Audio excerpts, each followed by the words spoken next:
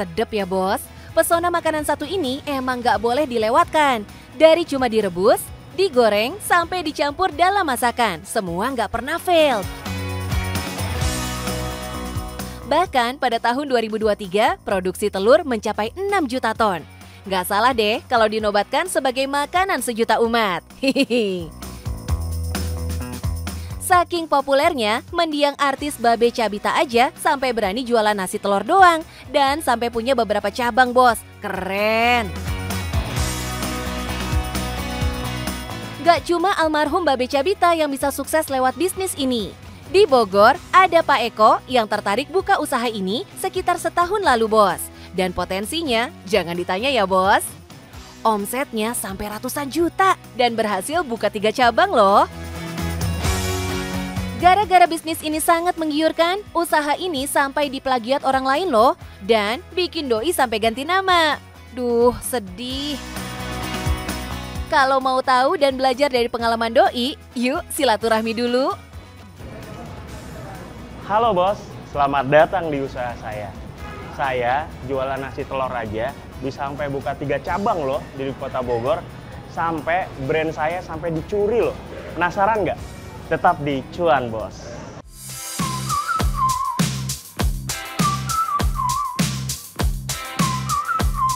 Waduh, pahit bener nih pengalamannya. Emang berapa sih omsetnya Pak Eko? Sampai ada yang tega nyuri brand usahanya? Sehari itu kita maksimal itu kita bisa di angka 10 sampai 20 juta. Pantes aja sampai diplagiatin. Uang omsetnya pecah telur banget. Bayangin aja, kalau dalam sehari rata-rata laku 15 juta rupiah. Lah, dalam sebulan bisa 450 juta rupiah, bos. Pantes, ada yang ngiri lihat omsetnya. Hihihi. Doi nggak bisa berbuat apa-apa, cuma pasrah, bos. Soalnya, Doi belum sempat ngedaftarin brand dan bikin haki. Pelajaran yang sungguh mahal ya, Pak. 2 bulan kita running, rame, kita coba daftarkan. Ternyata sudah ada orang lain yang mendaftarkan dengan brand kita, logo kita, semua pakai nama kita. Itu sangat luar biasa ya, bikin sakit hati. Sampai kita datengin, kita udah sampai dapat kontaknya, kita datengin orang Bandung, kita sampai datengin. Sangat disayangkan, beliau adalah menurut saya kaum intelektual ya, karena beliau juga berprofesi ternyata sebagai dosen, namun malah melakukan tindakan yang menurut saya tuh secara etika sangat tidak baik ya plagiat. Nah, dari situ kita juga udah coba menawarkan beliau apa yang diinginkan gitu kan, apa harus kita bayar.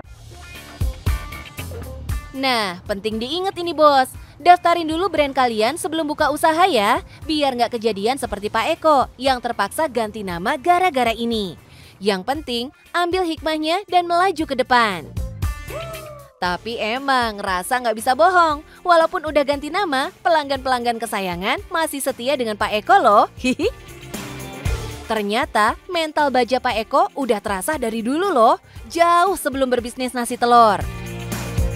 Doi udah menjajaki dunia kuliner lainnya, yaitu sambal bakar gami. Saat itu, potensi sambal gami juga nggak main-main. Langsung buka beberapa cabang dalam waktu singkat. Meski sekarang yang bertahan hanya sekitar 2 outlet. Belajar dari kesalahan masa lalu, Doi akhirnya memutuskan membuka nasi telur sebagai bisnis selanjutnya. Keren Pak Eko, lanjut terus pantang menyerah. Tapi apa sih alasannya bikin usaha nasi telur, Pak? Dari hasil kegagalan itu saya belajar banyak bahwa setiap usaha itu ternyata harus dipersiapkan dan harus diriset benar-benar. Kita sampai riset itu ke Malang, ke Jogja, ternyata kita memutuskan untuk ambil dan buka nasi telur adalah pilihan yang tepat. Hasil risetan ini tentu nggak main-main ya bos. Dalam sebulan, Doi bisa menghabiskan sekitar 150 peti telur ayam negeri. Kerennya lagi, semua dibeli dari pedagang lokal. Hitung-hitung membantu warga sekitar. Hihi. Telur nggak sembarang telur nih. Doi mengklaim telur yang dipakai harus punya kualitas yang baik. Terlihat dari warna kuning telur yang cenderung oranye. Kualitas tetap nomor 1 ya bos. Tapi Pak, namanya telur pasti mudah banget buatnya ya kan? Tinggal goreng lalu disantap.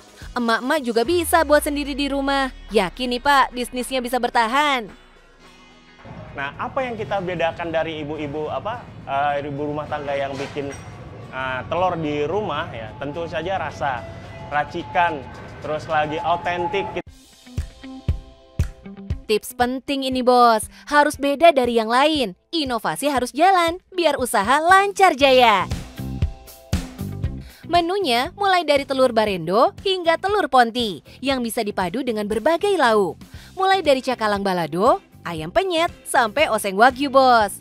Khusus untuk oseng wagyu, itu menu spesial seasonly ya bos, alias musiman. Nih bos, ini adalah salah satu additional terbaru kita yang baru kita launching, yaitu oseng wagyu. Ini merupakan salah satu improvisasi kita karena kita setiap bulan, 2 bulan sekali kita selalu mengeluarkan menu-menu baru atau additional baru agar customer kita tidak bosan. Gak asal keluarin menu baru ya bos.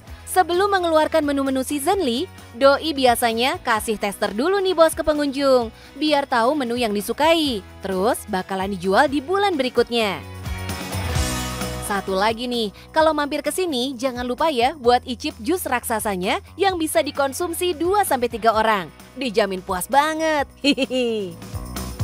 Soal harga, tenang aja, bener-bener bersahabat. Mulai Rp13.500 aja, murah bin kenyang pokoknya. Nggak rugi nih Pak kalau harga telur naik? Untuk harga telur memang sangat sangat fluktuatif ya. Harganya nggak konstan gitu ya. Setiap bulan pasti ada lonjakan harga telur. Bahkan tiap minggu harga telur pasti naik turun. Dengan kenaikan harga telur di tiap minggu atau beberapa hari sekali, nah dia tidak akan konstan di harga tertinggi, dia pasti akan turun lagi ke bawah. Jadi kita subsidi silang ya, pada saat kita harga telurnya naik kita subsidi, pada saat harga telur turun berarti kita bisa ambil margin yang agak lumayan gitu. Emang ya bos, selain rasa, harga juga jadi pertimbangan pengunjung untuk membeli. Harga lebih terjangkau, pangsa pasar pasti makin luas. Bisnis emang penuh resiko dan tantangan, harus siap-siap ketemu jalan berlobang, terguncang sana-sini. Tapi yang pasti nggak boleh patah semangat, seperti Pak Eko ini bos. Ya, bos, saya sudah mengalami berbagai macam cobaan dalam dunia usaha. Yang namanya gagal, usaha tutup itu hal yang wajar. Bahkan saya pernah diboikot dan diplagiat untuk brandnya sendiri gitu loh. Itu sangat bikin sakit hati gitu. Tapi yang namanya usaha selalu belajar, selalu berimprovisasi dan berinovasi. Karena tujuan kita cuma satu, yang penting cuan bos.